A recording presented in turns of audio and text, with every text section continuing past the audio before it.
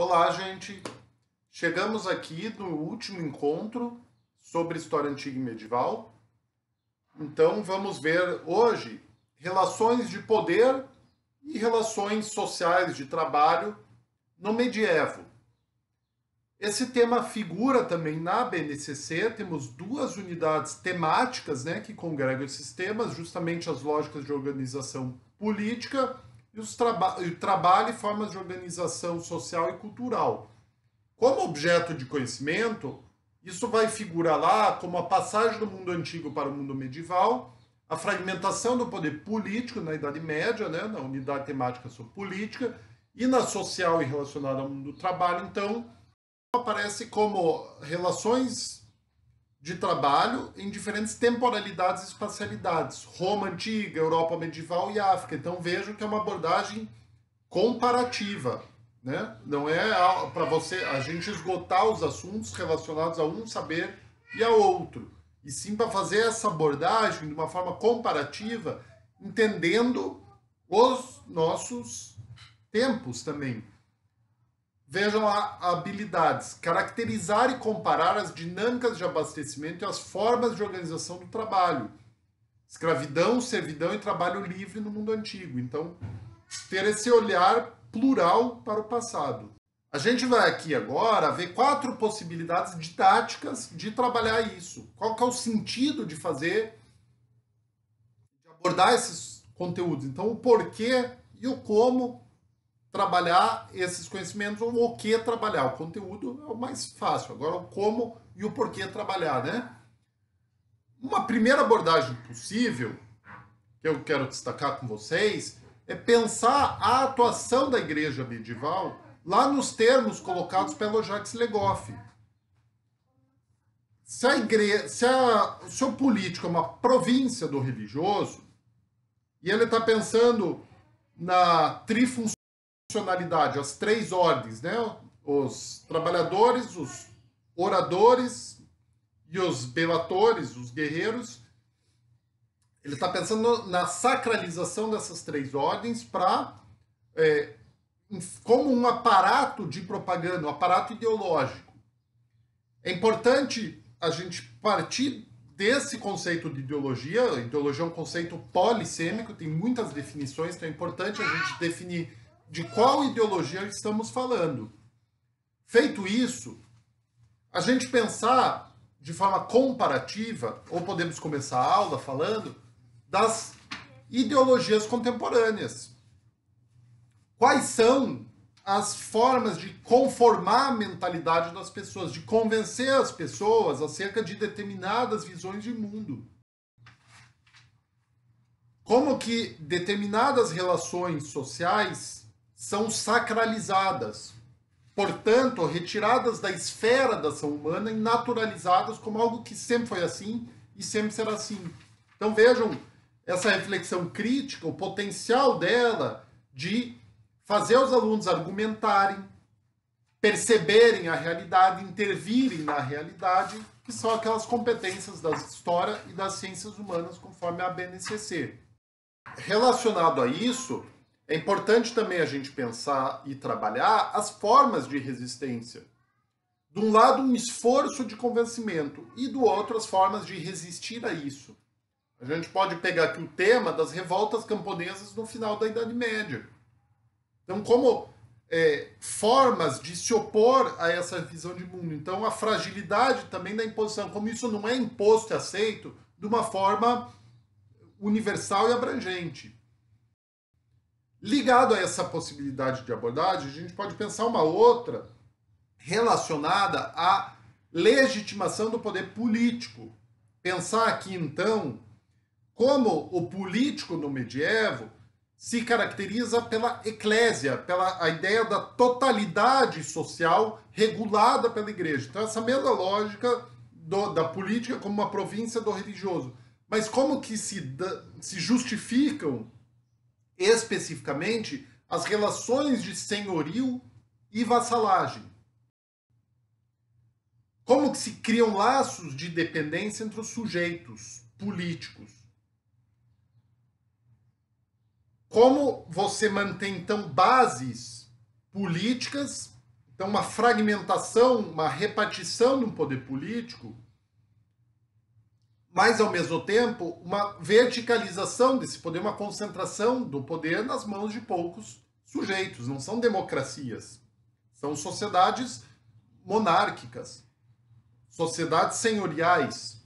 Então, entender essas relações, sobretudo de senhorio e vassalagem, são infinitas as possibilidades de relações com os nossos dias. Vamos pensar as relações políticas nos nossos tempos.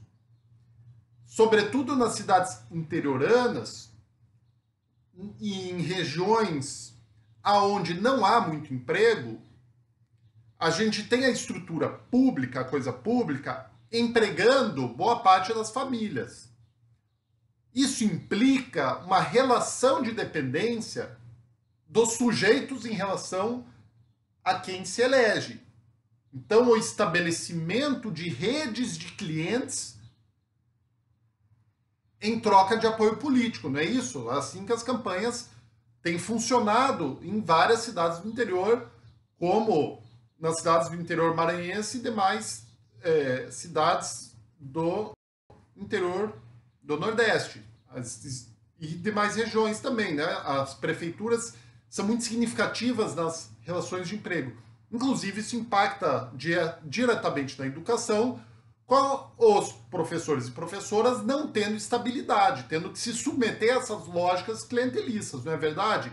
Em contrapartida, a gente tem o quê? Uma autocensura, mas que atenta diretamente contra as competências do ensino de história e das ciências humanas, que é formar cidadãs críticas.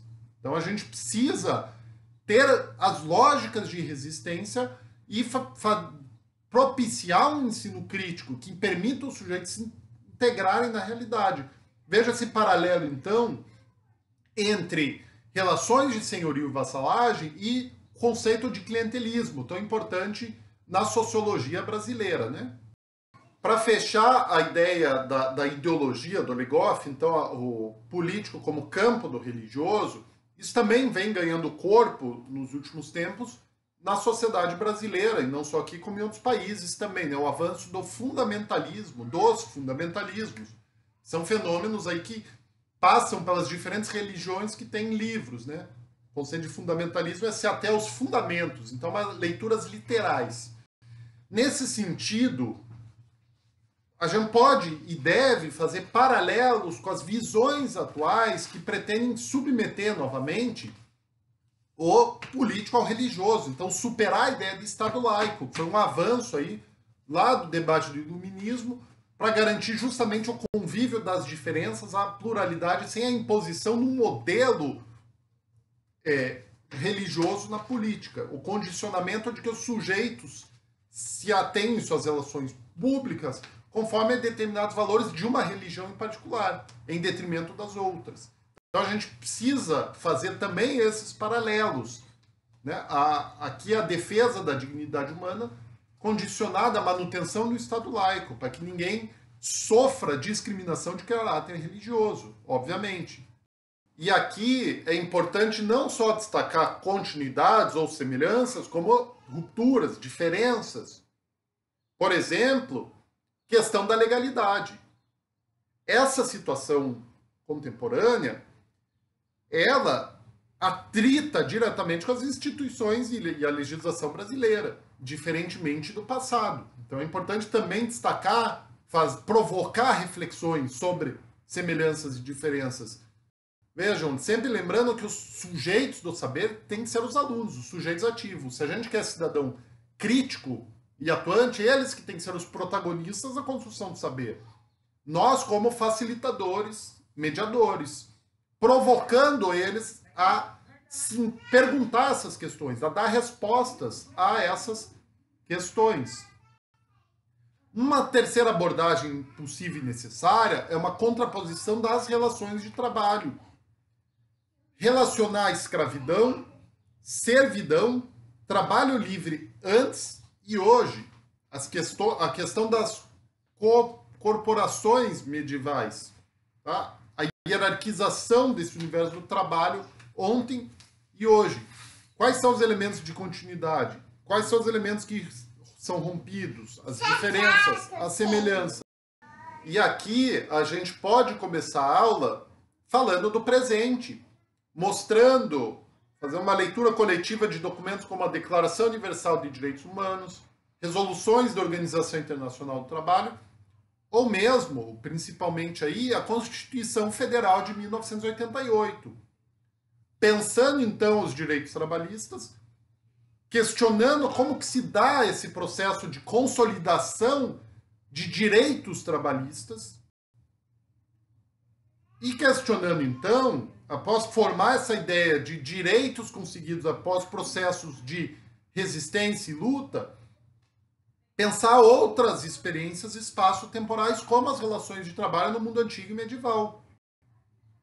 Ao mesmo tempo, questionar continuidades como formas de trabalho análogas à escravidão. Então, são essas as várias possibilidades aí colocadas, né? Por fim, a gente também pode e deve trabalhar com fontes históricas. Há bons sites, como esse que eu coloco o link aí, que traduziram documentos sobre diferentes assuntos que permitem, então, uma análise crítica desse passado. Ao trabalhar com fontes, de novo, já falamos bastante sobre isso, a gente está desenvolvendo habilidades, capacidade de análise, de interpretação, de comparação. As fontes não precisam se restringir a texto. A gente também pode e deve trabalhar com imagens. Veja aqui, por exemplo, essa tapeçaria.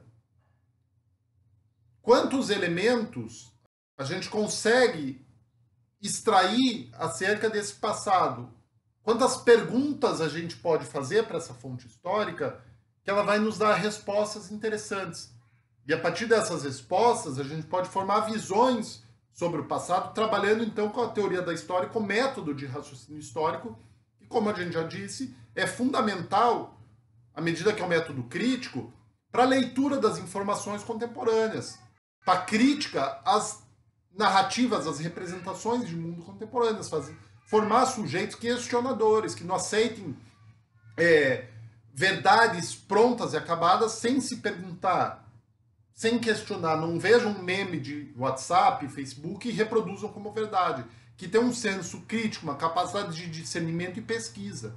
Então, tudo isso são as habilidades, as competências que a gente desenvolve lá com o trabalho de história na educação básica. Então, na sequência, gente, eu deixei aí 4 pequenos textos para a gente ler e aprofundar os nossos conhecimentos sobre essa realidade medieval, de modo que a gente tenha condições de fazer esses paralelos sem também cair no anacronismo, sem entender o passado como a partir das nossas lentes do presente, embora isso seja inevitável, mas a gente tentar ao máximo respeitar a especificidade do passado. Então a gente também precisa ter um domínio dos conhecimentos acerca desse passado, para daí sim fazer de forma mais segura essas relações, né? A construção de um pensamento histórico. Então, boa leitura. Na sequência, a gente vai fazer um debate, então, acerca desses temas. É isso. Sigamos. Valeu.